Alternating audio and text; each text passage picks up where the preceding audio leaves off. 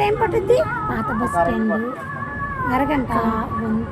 కాలవ ఆపోజిట్ త్వరగా చేయరా? పాత త్వరగా చేయరా? షాప్ అయితే నేను ఇప్పుడు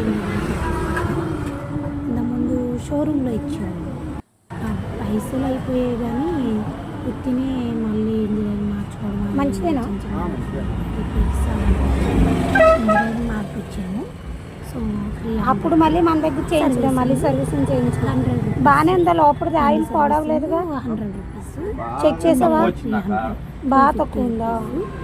50 రూపీస్ బాగా బ్లాక్ వచ్చింది కదా? అదే షోరూంలో అనుకోండి 1800, 2000, 1800. ఇది కొంచెం డిక్కీ పట్టట్లేదమ్మా. చూడండి కొంచెం చెక్ చేయండి. ఇప్పటికి 9 months అవుతుంది. అవునా? 9 months. కొత్తదేగా మన రీసెంట్లీ తీసుకున్న బండి. డియో అయితే కొనాలి, పాడైతే మనం లాస్. అది కూడా అట్లాగే చేపిస్తున్నాం. తర్వాత ఈ షాప్ తెలుసు మా పాత బండి ఉన్నప్పుడు. సో ఇక్కడ మంచిగా తీసుకున్నాను. ఇంకా అదే ఇక్కడ చూపిస్తాను. ఇక్కడైతే 500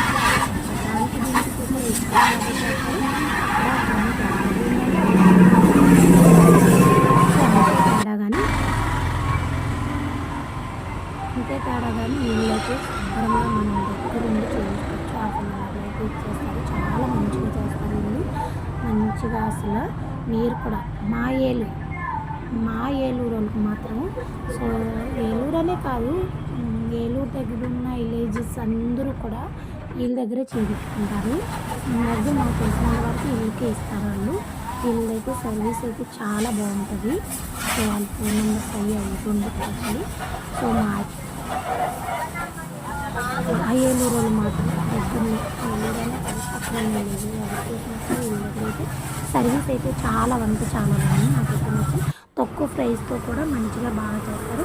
సో బండి సర్వీసింగ్ అయిపోయిన తర్వాత ఇది షైనింగ్ కోసం అంట. బండి షైన్గా ఉంటుంది. ఇదైతే చేస్తారు. ఇదైతే చేయాలి అక్క అని అడిగారు తమ్ముడు. అయితే చేయాలంటే మన వాస్తవం చేశారు కదా, అట్లాగే చేయాలి చేస్తారు. అట్లాగే చిన్న రిపేర్లు ఉన్నా కూడా చేస్తారు. తర్వాత ఎప్పుడు ఎవరు కూడా మ్యాక్సిమం చాలా వరకు సర్వీసింగ్ దగ్గర అలాగా బండి పాలిష్ చేసిన తర్వాత ఇలాగ అయితే క్లాత్ అయితే ఇలాగా క్లీన్ చేయరు. కానీ ఈ తొమ్మిదవ అక్క చేస్తా లెక్క అని చెప్పి మొత్తం అంతా షైన్ చేసిన తర్వాత వీళ్ళైతేనే క్లాత్ అయితే మొత్తం అయిపోయిందమ్మా.